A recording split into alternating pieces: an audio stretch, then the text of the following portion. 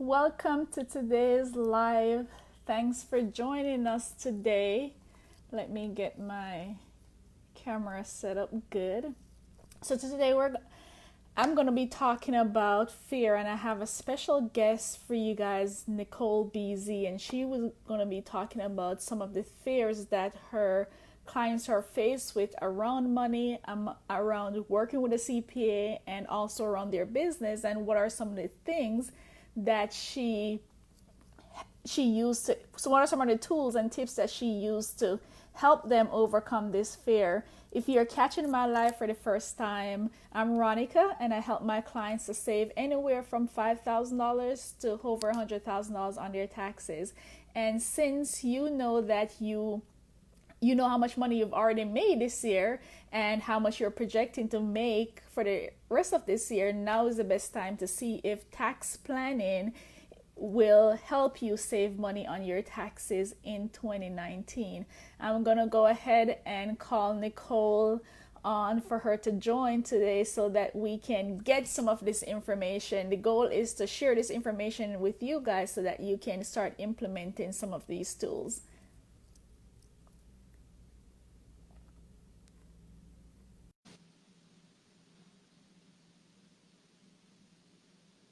Let's see, it's adding. Hi,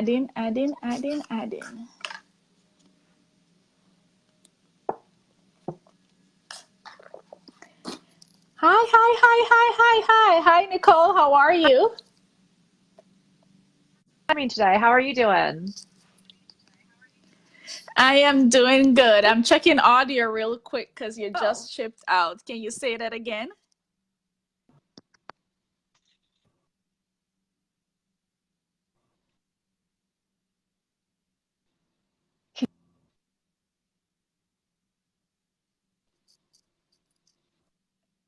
hold on.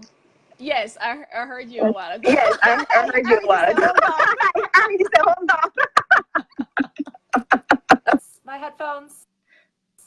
Hello? Yes, I'm hearing you. Okay, perfect. Excellent. Sorry about that. I don't know what happened. Hi, Jasmine. Thanks for joining. Are you guys also hearing Nicole? I'm hearing you perfectly fine right now. Oh, okay, great. Awesome. Okay, cool. Go ahead and introduce yourself, and then we can get started and share this awesome information. Thank you. So I work with small business owners actually all around the world, and I really help them grow their success, their influence, and their revenue. So I specialize with creative business leaders. And I worked in the music industry and entertainment industries for almost 20 years, but I've noticed that creative applies to people who don't just identify as artists. They have a really Yeah. unique way of approaching problems and challenges in their business, and they're idea makers and just really dynamic people. So I like working with business leaders like that. Wonderful. And I remember when we were talking about, since they're creative, and they're in their business, and I also see this with other business owners that don't really think of themselves as being creative people, per se, Mm-hmm. that they also may fall in this category. So can you, as part of how you're working with them with their financial process, like what are some of the things that you're seeing that's basically holding them back? Absolutely. Well, I think one of the catchphrases that I hear from a lot of the business owners that I work with is I hate the business of my business. So they really love connecting with people. Mm-hmm. They really love coming up with new products and new systems, but they're not the best at tracking and measuring their metrics and really staying on top of their numbers. There's a lot of reasons that they can struggle with that. Tends to be a lot of past history that's sort of informing them in the now, or potentially fear of the future. So we tend to deconstruct those issues and work with people like yourself to get them the support that they need in order to really tackle their finances and feel confident in the money of their business. So Okay, awesome. And then when you said it may yeah. be some past issues, sometimes I'm even thinking that those entrepreneurs who move from, 9 to 5 or W-2 employment, then they're now a business Mm-hmm. owner, that, a lot of times you have to re-educate them that even for myself and their taxes, like, your boss used to do that for you. Now you're a boss. So you have to do it for you Yeah. now. So even like reconstructing that thought process to say that, that was something that my boss was responsible for doing because they hired me to work in their business. And now that they're a boss, now that they are the boss, that they have to basically rethink, how they're doing things and making sure they're getting the right information. And when it comes to like working, in their business from a leadership perspective, what are some of the things that you're seeing in that area? Well, I mean, it's like opening Pandora's box because it's one thing to be leaving your 9 to 5 and starting your own business, but a lot of entrepreneurs have started quite a few businesses. That's actually part of their sort of genetic Yes. makeup.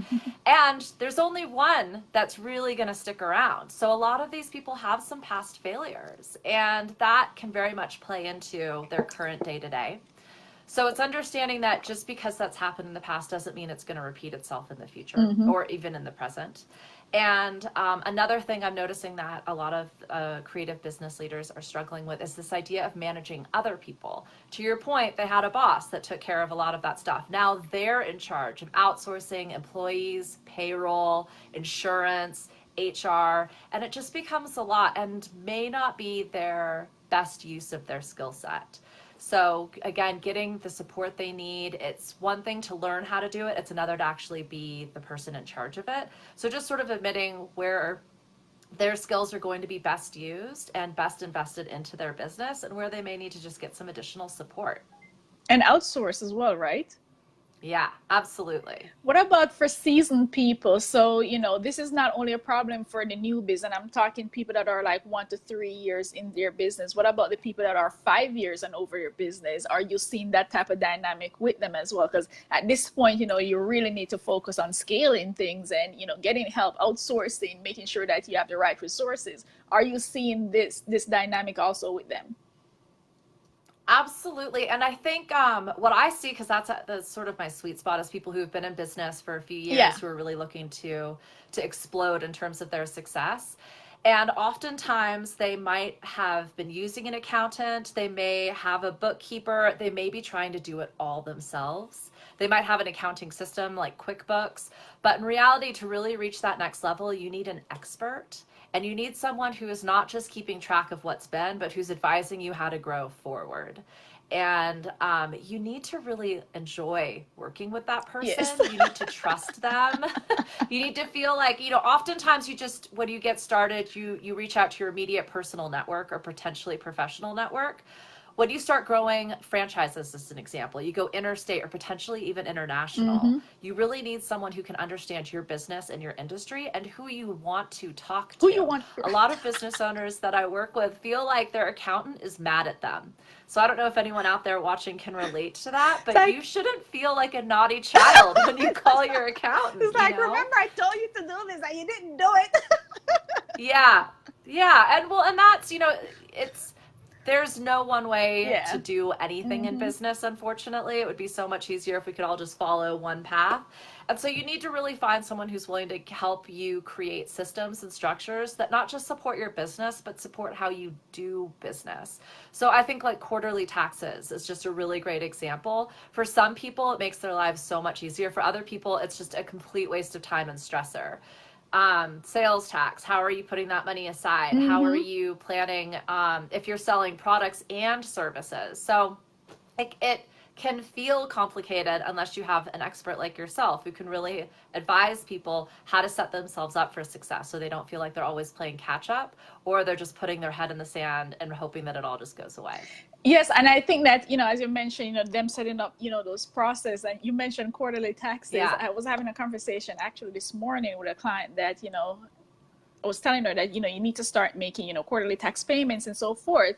And she shared with me like one of the worst advice I've ever heard that her financial planner told her. And I guess a short version of this is people that are not in taxes or not in certain areas, stop giving your clients advice because they're holding that professional to that advice, and as well as they're coming to me and want me to validate those advice. So it's kind of like it makes it worse for them because now they're like torn. Okay, my accountant is telling me this, my financial planner, shouldn't these people be on the same page and so forth? So I think, even that, when they're searching for information, some of them are going to their friends I get that also a lot, that, my friend is doing this. Why am I not able to do it? Mm-hmm. This person told me this and this person told me that. So it's kind of like, when they're working with someone like yourself, how they gain that confidence to know that, you're master and commander of, your business. What are some of the things that you need to actually know and address those things, instead of, worrying about all these little money tips that are out there, and some of them don't save them no money whatsoever. Like, Yeah. it's like that's a constant fight that I'm having. So I'm sure that you have those advice that, they've heard, or some of the things that they're carrying forward in your when you're coaching them, that basically is blocking them from, seeing the point and moving forward. How do you normally deal with Right. cases like that? Because I need some advice for that. Well, that's a really great question. Thank you for asking that. I get people asking me for tax advice and accounting advice all the time, and I always start with I am not a CPA.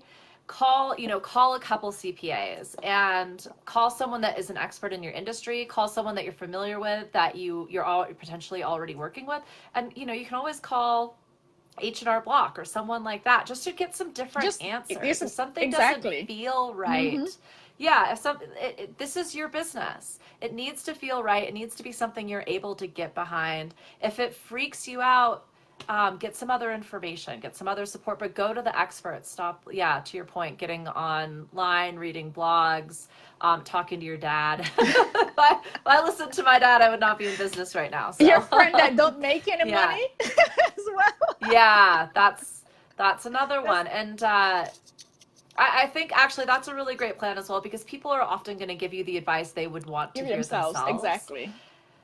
And business is inherently risky. And so understanding your own tolerance for risk, your financial tolerance for risk, which might be a little bit different than your mindset, Mm-hmm. and really what your business needs to grow and grow in the direction that you feel comfortable with, but you're also inspired by. I think that's a huge one as well. So Okay, I hope awesome. that answers your So question. normally when Yeah. when someone comes with you, and you said that your sweet spot is those business owners that are, already in business, couple years in. Mm-hmm. And, I also resonate with that as well, because I think that once they're at that point, it's kind of like they've done what they're not supposed to do already. So it's time to, Yeah, it's like a come to Jesus moment, if you will, to say, I totally. really need help. And I think that's also, those are the people that are easier to talk to, when I'm actually doing tax planning, because they're the one that says, you know what, I'm making way more money now, and I don't want to be paying all this to the IRS. So I can definitely resonate with, that part, that, they've already kind of like done some things wrong. So it's Yeah. so they now appreciate that they need to be, in good standing, on a good foot. So when someone like that come to you, like, what are some of like the three big things that, you can help them to address, based on, I'm sure that it's based on the issue that they're facing, right?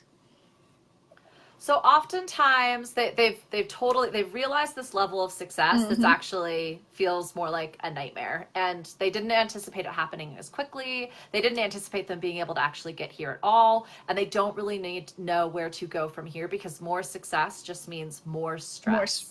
And so, really, the first thing we do is start figuring out where they can start bringing in the support they need. So, finding people like yourself, finding a bookkeeper, finding a better accounting system, if there's a system at all that they're using, and trying to get our heads around what exactly it is that's holding them back financially.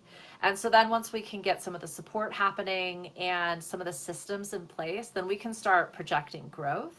And then that can allow us to acquire the technology, acquire the skills, acquire the space. Sometimes these businesses are physically moving locations, sometimes they're creating new locations Mm-hmm. altogether. So it's really understanding what's next and helping them visualize what the future can look like and the steps that are necessary to get there and why they're trying to get there in the first place. And oftentimes these business owners, I'm sure you've experienced this yourself, they're trying to wear all the hats and they're trying to do all of the things, and they've done an okay job at that. Yeah. Some things they're really great at it, and some things they're not. And so finding the right support for the knots and just letting those things go, and working on how to delegate, how to train up staff, I always call it the franchise mentality. So how you can actually start duplicating that repetitively, and creating that user experience, that customer experience that translates from your website to your products, to your services, to the internal culture in your business. Right. So this is, more of a all around, holistic business development plan. Absolutely. You've been operating, you've been in the trenches. Now it's time to get your head out of the trenches and look at, Yeah. big picture where you're trying to go and how do you get those processes in place. What about in times where they feel like, because I think that, once your business gets to a certain level, it's kind of like you have to slow down maybe for a couple of weeks or something in order to get your house in order, to clean up, to get Mm-hmm. processes in place and so forth. So how do they normally see that? Do they freak out to say, It so the fact that they're actually willing to ask for some support and seek out some expertise and some guidance means they're really ready for that process, at mm-hmm. least in my experience. And I things don't necessarily have to slow down so much as you just need to take a step back. Step back, right? And business, in my experience, can continue on as normal. It really just sort of depends on what the immediate goals of that business owner are. So if they're looking to hire new staff and train new staff, some things are going to have to shuffle around, absolutely. But to me, business is making money, and I would never want to halt that Yes, process. yes. And so it's really working with the business owner to create that space that they need so they can finally lead their business and stop working in their business, which is a pretty buzzy way of putting it. But that's, when people seek the support necessary, it's because they're ready to start leading and stop working, if that makes sense. So. Right. And for someone that they find they're seeing this, video, and they find yourself in this situation, they've been working, in the trenches, they've been, being, boss of everything, not doing some things Yeah. right and so forth, and they want to have that moment where they say, you know what, I'm thinking that I need help with this. What are like your big tip item for that person that may be just like on the sideline thinking that, they're kind of like one foot in, one foot out, like I know that I need this, but I'm afraid, kind of, because it's normally Right. the fear of, putting that next foot over in gaining help. I think it normally, prevent people from moving forward. So if they're faced with that type of fear, knowing that they need this help, what would be like your big tip for them? So that's another really powerful question. And I think the biggest hurdle is how much longer are you willing to allow yourself to keep suffering? And I think as an entrepreneur, as a business owner, you're a warrior. You're used to showing up every day and going into battle. What if could achieve the success that you dream about, fantasize about, without the struggle and the stress that you've learned to accept? And oftentimes I'll have a conversation with someone 6 to 12 months before they actually hire me, because they're just gaining awareness around the stress and struggle that they're experiencing. And you mentioned this holistic approach. There might be one area of their life that is suffering and in extreme pain, and there's a lack of awareness how all of the influencers in our experience actually contribute to that. So what I would say is that you are so successful in this business. I challenge you to be successful everywhere in your life. And if there is something that you're suffering with, it just doesn't have to be like that. There's experts out there that can make your taxes beautiful, that can Exactly. make your business beautiful, and that can make your life just so much more enjoyable. You've already built this business. You've proven yourself. You are capable of having everything that you desire, and it doesn't actually have to be that painful. Yes, it's indeed a great investment to get those help and to stop thinking that, oh, I'm gonna have to spend this, and so, think about what you guys are gaining. I think is a lot of times, Mm-hmm. because sometimes I'll have, clients reach out to me. I'm about to get into this program. Do you think I should spend the money? And I'm like thinking, do I think you need to spend the money? That's not a question for me. But Yeah. also, they just need to get that confidence that, what value is this delivering to you, and this is something that you actually need to move forward and stop being stagnant in your business. Awesome. But anyway, so that's it for today. Did you have anything else that you wanted to Oh, add? I just want to say thank you so much, Ronica. You have such an amazing energy, and I think anybody who works with you is just blessed to have not only your advice, because clearly it is incredibly valuable, but having someone like yourself that could advise a business owner on taxes would just be an incredible resource, and I think a huge opportunity that any business could leverage, because you are just a delight to work Oh, with. So thank you oh, so thank you. That much. just made my day. Going right into the 4th of July weekend. Yay. That just made my day. Thank you so much for Oh no, joining thank you. today You're and doing a sharing phenomenal job. great information. If you have any links that you can add it to this video once we go Oh, ahead thank and you. share it. So if you know anyone that's on the sidelines that want to get your business going, develop leadership and get that system in place, then guys should contact Nicole. And that's it for today. And remember, the Thank only you. way to save money and taxes is to have a tax savings plan. And July is a great month to start doing that. Thank you guys for watching. 100. Take care. Thank you, Ronica. Thank you.